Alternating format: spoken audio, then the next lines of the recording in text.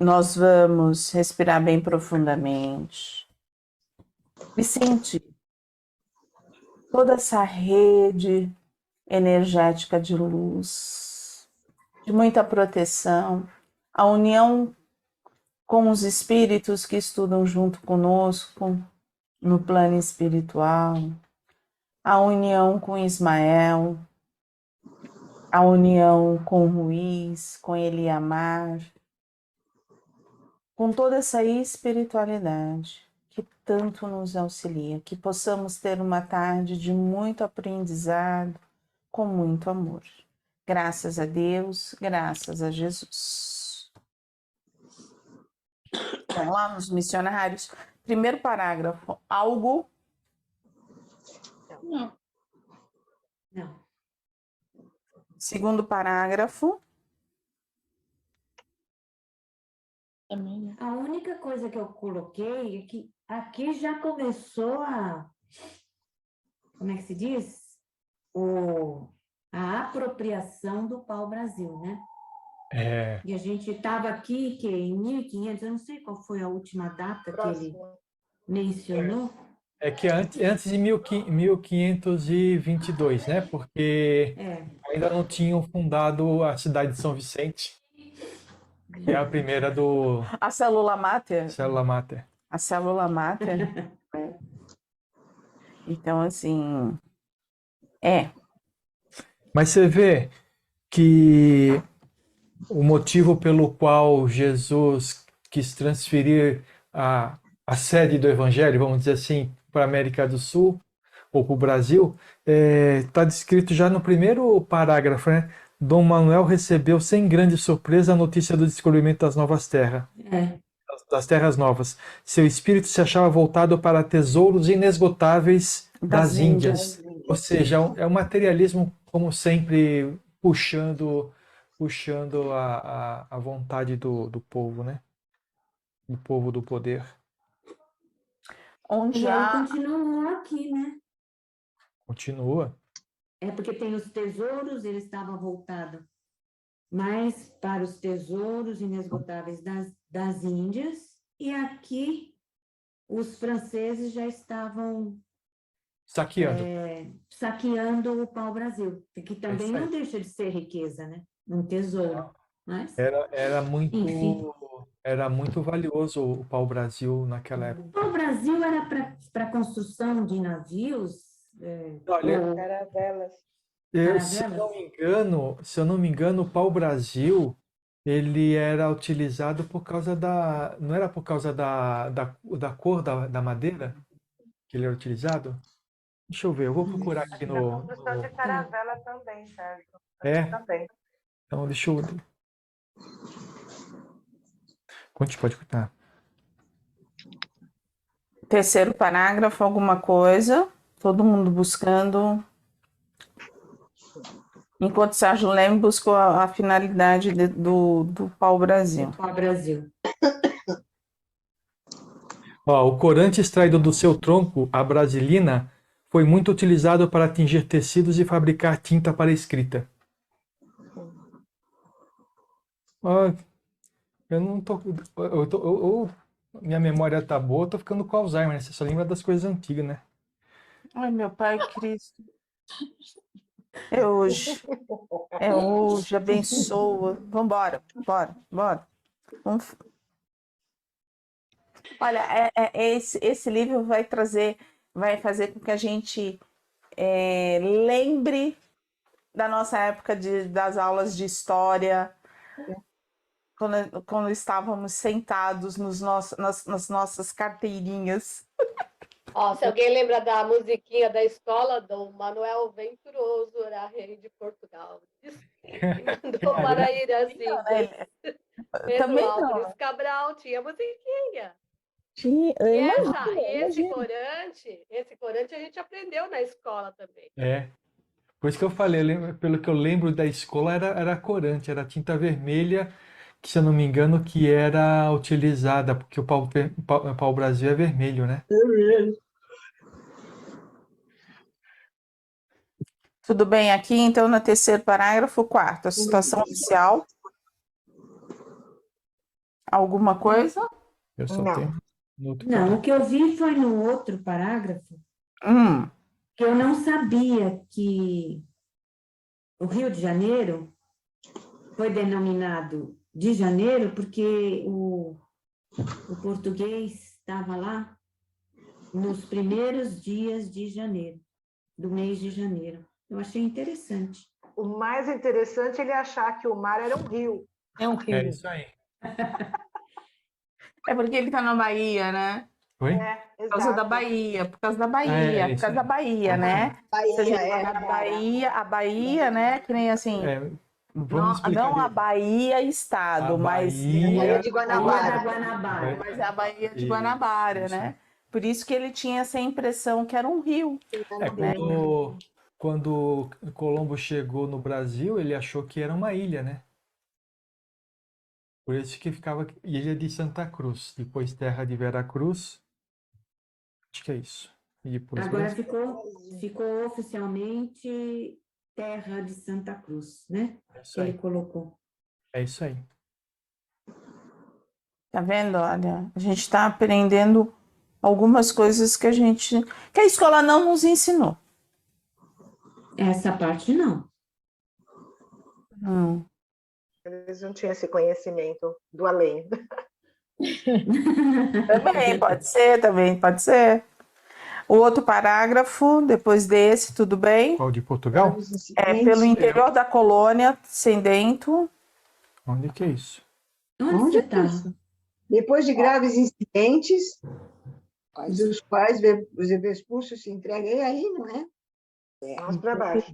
Sérgio. Não, você já tá no outro capítulo. Aqui, Estão nos missionários, certo? aqui depois. Não. Bom, eu vou ler aqui a minha parte aqui. De Portugal, somente aportavam no Brasil, de vez em quando, alguns aventureiros e degredados, obedecendo a um apelo inexplicável e desconhecido. Foi aproximadamente... Oi? Não, Desculpa, não entendi. não sei que... Pode No continuar? parágrafo seguinte, que foi o que eu marquei também. Eu marquei os dois. Ah, Aproximadamente por essa época que Ismael reuniu em grande assembleia os seus colaboradores mais devotados, com o objetivo de instituir um programa para suas atividades espirituais na terra de Santa Cruz. Irmãos, exclamou ele no seio da multidão de companheiros abnegados, plantamos aqui, sob o olhar misericordioso de Jesus, a sua bandeira de paz e de perdão. Todo um campo de trabalhos se desdobra às nossas vistas. Precisamos de colaboradores devotados que não temam a luta e o sacrifício. Voltemo-nos para os centros culturais de Coimbra e de Lisboa, a regenerar as fontes do pensamento no elevado sentido de ampliarmos a nossa ação espiritual. Alguns de vós ficareis em Portugal, mantendo de pé os elementos protetores dos nossos trabalhos, e a maioria terá de envergar o São Benito humilde dos missionários penitentes para levar o amor de Deus aos sertões ínvios e carecidos de todo o conforto. Ou seja, toda aquela colonização que aconteceu no Brasil, né? Ela fazia parte dos planos De Ismael. de Ismael de colonizar, mas existia todo um cuidado para evitar que lá em Portugal as coisas não entrassem por um caminho errado, porque no final das contas, naquela época, o Brasil Colônia. o Portugal era dono do Brasil. Então tinha que de alguma forma manter pessoas em Portugal para manter o Brasil no caminho em que o plano espiritual estava decidindo, né? E você vê, né? Eles já estavam prevendo as dificuldades, né? Porque ele fala aqui, né? Devotados que não temam a luta e o sacrifício, né? Porque você vê que não é tão simples assim desbravar, né? Fundar, iniciar tudo isso. Mas todo aquele problema que estava havendo com com franceses, espanhóis e depois holandeses, no sentido de pilhar a terra, né? Tem uma outra coisa aqui que eu não marquei, mas depois eu fiquei pensando e eu acho que gostaria de comentar. Logo em seguida ele fala assim: temos de buscar no seio da igreja as roupagens exteriores da nossa ação regeneradora. Não entendi Infelizmente. essa parte. Oi? Depois você fala, é que eu não entendi o que eles foram buscar no seio da igreja. O Então, temos que sanbenito? buscar no seio da igreja as roupagens exteriores da nossa ação regeneradora. Ou seja, eles vão utilizar aquilo que a igreja tem para fornecer sobre Jesus para plantar o evangelho no Brasil, né? Mas ainda fala aqui, ó, infelizmente, a dolorosa situação do mundo europeu, em virtude do fanatismo religioso, tão cedo não será modificada. Então ele está reconhecendo que a Igreja Católica Desviou do caminho do Cristo. não deixa eu falar, não é o ideal, mas é o que eles têm naquele momento. Sim, né? sim. Somente as grandes dores realizarão a fraternidade no seio da instituição que deverá representar o pensamento do Senhor na face da terra. A Igreja, que desviada dos seus grandes princípios pelas mais terríveis de todas as fatalidades históricas, foi obrigada a participar do organismo mundano e perecível dos estados, ou seja, a religião que foi fundada vamos dizer, que foi inicialmente levada pelos pescadores, pelos apóstolos, hoje fazia parte do poder material, né? Dos países, dos reis. Então, o rei era, da mesma forma, o chefe de Estado e o chefe religioso de cada país. Da igreja. É porque, ó, vamos parar um pouquinho, se a gente for pensar, né?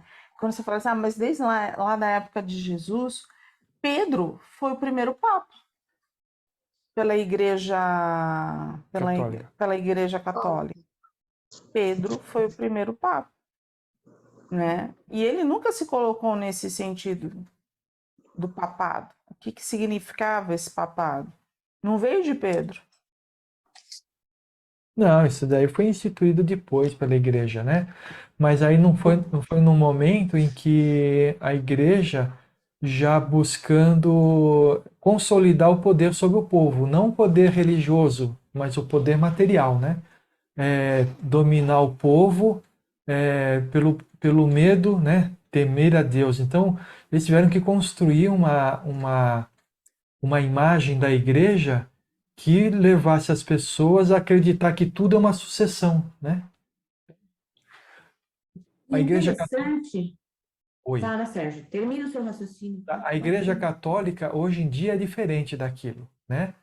Mas ela sofreu muito por causa disso. Houve muitas pessoas que se desligaram da Igreja Católica por tudo aquilo que aconteceu. Não estou falando hoje, né? Lá no passado, por tudo aquilo que aconteceu naquela época da dominação pelo poder das cruzadas, da Santa Inquisição, que chegou aqui no Brasil também.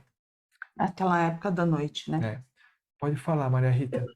Porque assim, mesmo eles iam utilizar e utilizaram essa parte exterior aí da igreja, os ensinamentos, o que eles tinham, né, naquele momento, mas ele colocou de antemão que somente as grandes dores realizarão a fraternidade no seio da instituição. Quer dizer, que todo esse movimento que a igreja fez para sobreviver naquele momento,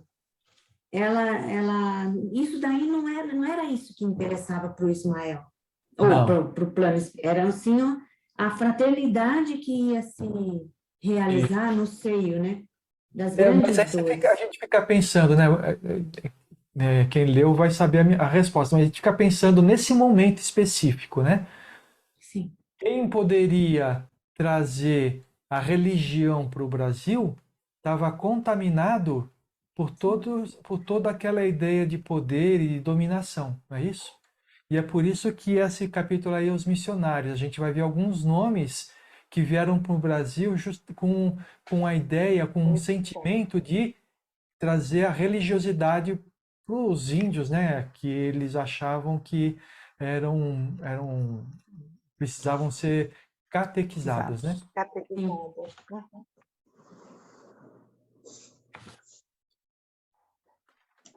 Algo mais? Nesse parágrafo, não, mas eu tenho no próximo. Então fale o próximo.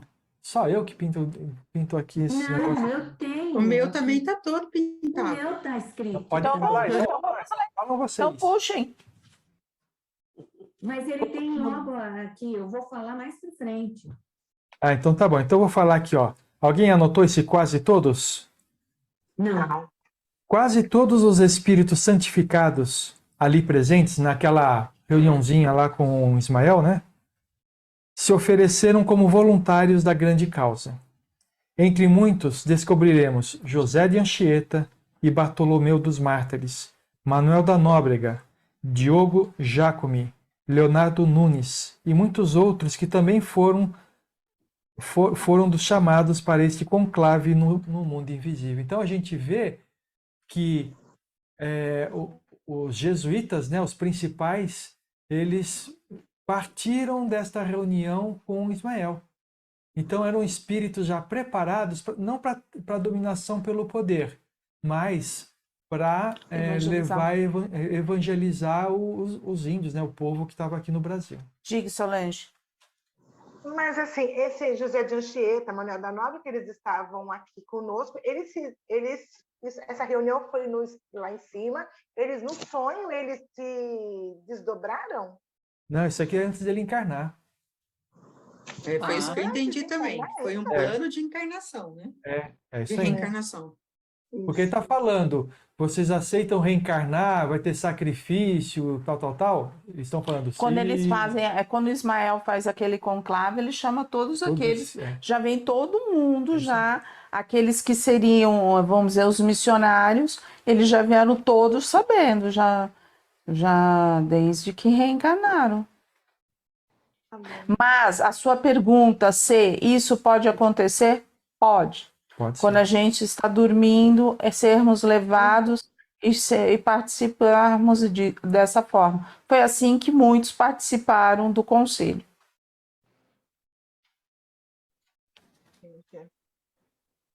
Então, só para a gente ver que a maior parte desses... Maior parte não, né? Tudo faz parte do plano de Deus, mas a gente vê que essas pessoas, né, que a gente aprendeu nos livros de história, que ajudaram a construir o Brasil, faziam todos partes desse plano Planejamento do nosso Brasil, né? Havia uma estrutura, não era simplesmente tirar da Palestina, colocar aqui e deixar torto à direita. Não, houve a necessidade de uma estrutura e ela foi montada. E através de novos missionários, talvez não fossem os mesmos que estivessem na Palestina, fossem outros, para que pudessem trazer tudo aquilo que eles precisavam. Porque em nenhum lugar eles falam que são os mesmos que estavam na Palestina. Pode até ser, mas não dá a entender. Isso foi no início tudo isso foi no início do descobrimento do Brasil, né? Perto de 1500. Aí tá aqui embaixo, ele fala assim, ó, Nóbrega aportava mais tarde na Bahia com Tomé de Souza, em 1549. Esse Nóbrega é o Padre Manuel da Nóbrega. Emmanuel. Isso, aqui diz que ele fala que dizem que que foi uma das encarnações de Emmanuel. E interessante que ele fala, né, chefiando grande número desses irmãos, dos simples e dos infelizes, a fim de estabelecer novos elementos de progresso e dar início à cidade de Salvador. Isso. Então, foi para esses que Jesus veio, não foi? Para os humildes de coração, para os simples. Ele veio para todo mundo. Mas Só que ele sabia que aqueles que estavam preparados para entender a palavra dele eram os simples e os humildes. Porque aqueles que estão ligados ao poder, à pompa, ao dinheiro, eles não querem saber disso, eles estão buscando a porta larga, né? É assim, a gente não pode dizer que são todos. Tem Não, alguns não. que já trazem essa semente dentro de si, mesmo tendo as condições financeiras, né? Mas assim, os humildes é muito mais fácil.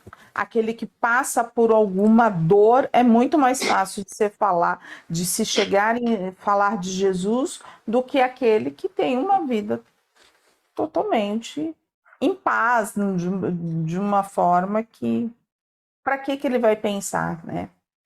Para que ele vai sentir se tudo na vida dele tem uma lógica? Na forma como ele pensa, e não é um julgamento, né? Não é um julgamento. Você tem razão. Quando eu falo que todos, toda vez que a gente dá um veredito final, a gente está errado, né? Na realidade, é a maioria. Sempre existem exceções, né? Sabe por que eu falo isso? Olha, porque assim, a gente tinha. Eu gosto muito do exemplo dele, do Ayrton Senna, que era um piloto, né? Que vivia ali, mas que tinha Deus e era evangélico, né? E é aquela coisa, mas acreditava. Quando ele ganhou o segundo título dele, ele falava. No primeiro, ele falava: eu vi Deus, eu estive com Deus. Então, ali, ele era no mundo onde é cheio de dinheiro, facilidades, mas ele falava de Deus plenamente. Ele pegava aquela Bíblia e ele exemplificava nos projetos dele sem ninguém saber. Todo mundo foi saber depois que ele morreu. Então é por isso que eu falo, a gente não pode, assim, através de generalizar, porque ali veio de família, veio dele, né? Ele como um ser, ele gostava, ele tinha esse Deus dentro de si. Então, por isso que eu falo, ali o ambiente dele era para quê? Para estar na porta larga, de ter um monte de coisa. E não, ele tinha os seus valores. Como eu acredito que muitos que têm essa possibilidade também têm os seus valores, né? Então, é por isso que a gente não... Eu vejo assim, eu não posso pesar nem de um lado nem do outro. Eu queria falar um pouco, a gente falou que esses são missionários, né? E todos se colocaram para poder, sabe, trazer, implantar o Evangelho de Jesus aqui. Mas eu queria falar um pouco de Anchieta aqui. Ele fala o seguinte, fala sobre Anchieta. Alguns historiadores falam com severidade da energia vigorosa do apóstolo, que muitas vezes foi obrigado a assumir atitudes corretivas nos seios da tribo, que, entretanto, lhe mereciam as dedicações e os desveres de um pai. Anchieta aliou no mundo a suprema ternura, grande energia realizadora. Mas aqueles que na história oficial lhes descobrem os gestos enérgicos, não lhe notam a suavidade do coração e a profundeza do sacrifício. Então, a gente vê que não é fácil você colocar em prática a sua missão. Muitas vezes você é obrigado a utilizar de coisas que não seriam a melhor. Seria melhor você chegar e falar e convencer as pessoas pela palavra, mas às vezes precisa ser enérgico. E esses são espíritos... Como um pai mesmo, né? Como um pai mesmo que educa, né? Como um pai mesmo que educa, né? Tem o lado que a gente tem que ter a correção, mas tem o carinho, né? Tem o amor. E ele passou por essa dificuldade, né? Agora, e eles eram missionários. Agora, imagina a gente que ainda não chegamos lá, né? Nós estamos ainda no nosso caminhar, a dificuldade que a gente encontra para colocar em prática aquilo que a gente está aprendendo conosco, com as pessoas que nos cercam. Então, a gente ouve muitas vezes, né? Não, é difícil, as pessoas não entendem, é difícil colocar isso em prática, porque realmente é difícil. E a gente vê que os missionários, aqueles espíritos que são mais elevados que a gente, a dificuldade que eles tiveram para cumprir a missão deles. Então, não é para a gente falar assim, então tá bom, eu vou me sentar aqui, né? Vou ficar vendo televisão que tá tudo bem. Não, não é isso. é simplesmente para a gente ficar com a certeza de que não é difícil só para a gente, é difícil para todo mundo, né? E se a gente tem dificuldade, a gente tem que se mirar nesses espíritos que conseguiram cumprir a missão dele com todas as dificuldades que apareceram na frente, que Ismael já tinha previsto, né? Com sacrifício, né? Então que a gente possa se mirar neles e ter essa força dentro da gente para lutar contra as nossas mazelas, nas nossas missões individuais. Será que Ismael não conversou conosco e falou assim, ó, vocês vão encarnar, vocês vão pegar uma fase do Brasil complicada. A gente estava sentado lá no fundo do salão, mas lá no tava fundo lá. do salão, e ele falou assim, ó, e aí, turma, vocês vão? Vão mesmo? Vamos. Vai ser difícil. Vai ter dia que vai ser muito complicado. Vocês vão estar com mais facilidades de sentir a negatividade, a falta do amor, a falta do acolhimento, o desespero de ver a dor das pessoas que vocês amam e de outras pessoas que vocês vão ter empatia e vocês não vão conseguir fazer nada, mas vão ter que utilizar daquilo que vocês têm, que é o amor, o coração, para auxiliar vibrando. Vocês vão ter que trabalhar muito para o autoconhecimento de vocês, para se sustentarem nessa base. Vocês vão precisar de muita energia, de muita fé, de muita perseverança para poderem levar a palavra de Deus Num momento de material, né? no momento do material. Ele deve até ter falado para o seguinte para a gente, olha, quer dizer, será que a gente teve lá, né? Olha, e vocês vão ter que lutar muito dentro de vocês para não usarem a espada. Não a espada, aquela arma que a gente empunha na mão, mas a espada da palavra. Da palavra. Ah, sim. Porque, às vezes, numa conversa com pessoas que não são relacionadas àquilo que a gente está falando, na política que a gente vive, a gente muitas vezes escuta algumas coisas que vem aquele vulcão dentro da gente e dá vontade de falar poucas e boas, né? Mas a gente precisa sempre lembrar, a gente recebeu várias instruções do plano espiritual dos nossos amigos do Pingo de Luz. Neutralidade. E neutralidade significa que a gente precisa compreender que tem pessoas que têm ideias diferentes da gente.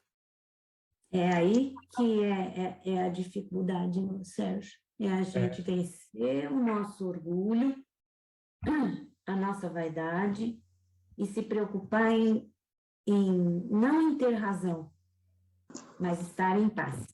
É isso aí. E não Ser feliz. isso, não é julgar, mas é analisar e ver o que é bom para a gente, o que não é, e ficar na surdina, fazer o que tem que ser feito, a vibração, enfim. Eu acho que o principal é vivenciar. Uhum. Porque se a gente ficar esperando o que o outro vai fazer, a gente não vai vivenciar. Então, se eu vivencio, eu estou em paz. É isso aí. E aí, cada um vai conseguir fazer o seu pouquinho, porque isso é se transformar, é transformar em essência. Então, para aquele que começou defendendo lá em 1500 a espada, né, as brigas, tudo isso, olha a transformação do ser. Então, a gente está indo. Eu acho que a gente precisa só fazer. Eu queria fazer só uma coisa. Eu vou falar, às vezes, alguma coisa que vai ser claro para todo mundo, porque eu percebo que às vezes eu falo as coisas e eu não sou claro, e aí pode gerar confusão. Quando a gente fala de não julgar, a gente não deve julgar as pessoas. A gente deve julgar os atos. Tá? O que significa isso?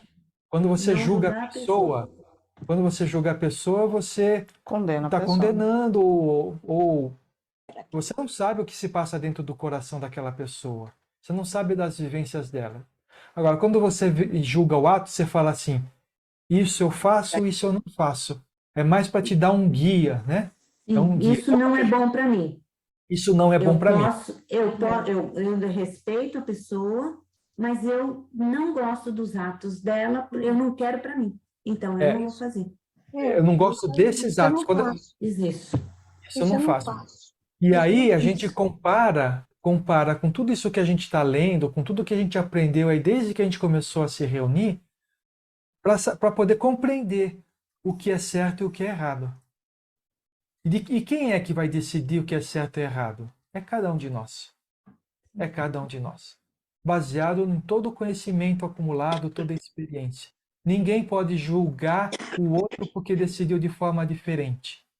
Porque cada um vai responder pelas suas próprias decisões, né? Responder para Deus, né? Esquece daqui. É aí que a gente começa a transformar e vamos começando a deixar de sermos juízes, né?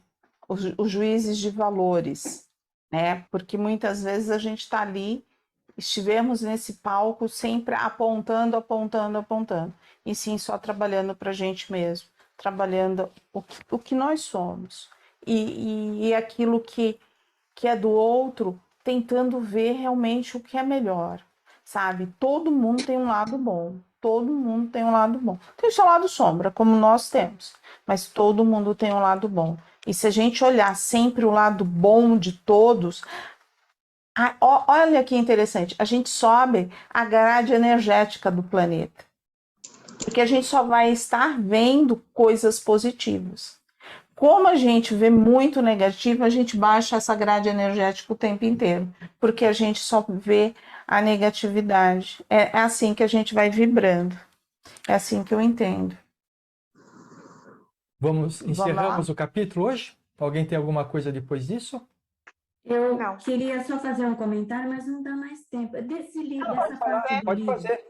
Pode fazer. Que, assim, que ele fala aqui no penúltimo parágrafo, que não constitui objeto do trabalho o exame dos erros profundos da condenável instituição.